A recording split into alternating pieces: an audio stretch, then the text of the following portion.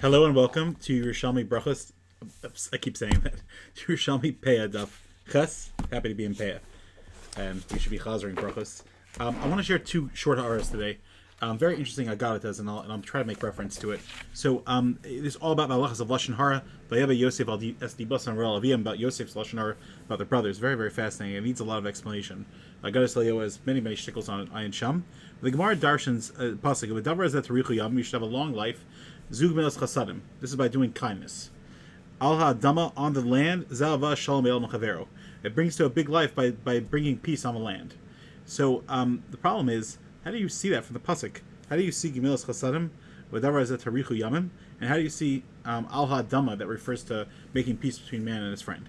So I want to say like this: that the pshat is that Tarichu Yamim, what gives the person the most happy days? Tarich Yamim means a length of days, that his days feel like they're long and fruitful. That's through kindness. Hashem created a world, Olam Chesed Yibana, where the only time we feel good about something is when we're kind and giving to other people. And it's very true. The greatest fulfillment in life comes from that.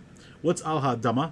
So how does that refer to Hava Shalom, making peace between man and... So the first pshat is Pashut, that it means on the land that we live on. The only way to live on the land is to live in peace. That's what it means. To live in a land means to get along.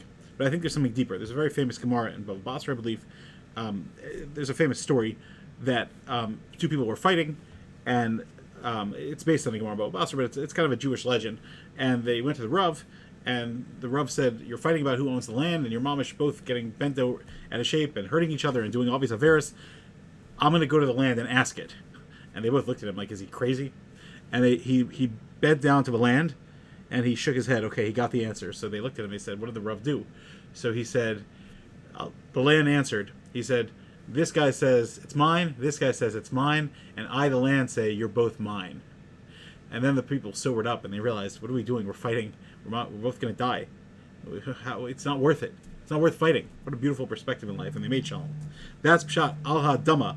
When you look at the dama, that brings you peace. What? That's where I'm going.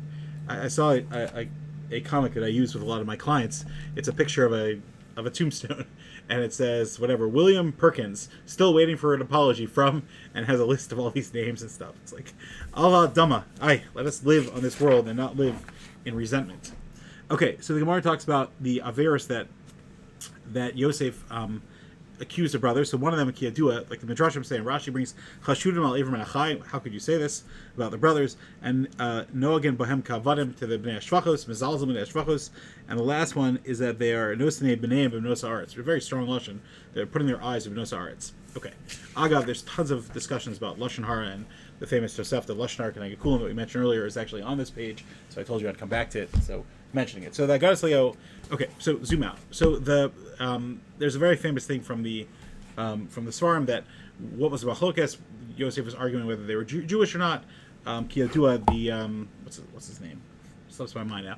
It's a famous Machlokes about the status of the Jews. Were they Jewish? Were they not? Etc. Everybody knows the. How am I forgetting the name?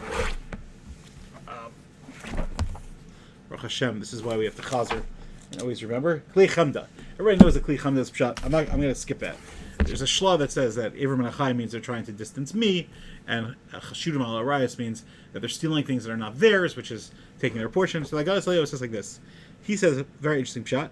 He says the first pshat of Ivrim and Achai is that they were creating the shla brings down some of this also, by the way, same time period, maybe even drop before, because he died in the 1700s. So Gadas Leo. So he says that.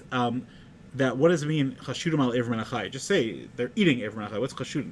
So he says a Gavaldic thing. He says that the brothers created animals at a Sefer Yetzirah, which doesn't need shchita, and they would eat it, pulling off its limbs. It didn't feel anything. It wasn't Sarba Lechaim. There was nothing. It was just a Sefer Yetzirah one. Whether you're allowed to eat that or not is also controversial. But anyway, so the thing is that you're allowed to eat it, but only B'tzina, because then you know that it's kosher to eat Ivrim and Achai, but you're not allowed to do it outside because of Marasayan. So that's a pshat of Chashudin al Ivrim and Achai. Yosef knew that it was mutter what they were doing, but it's, why are you doing it in public? You're Chashudin.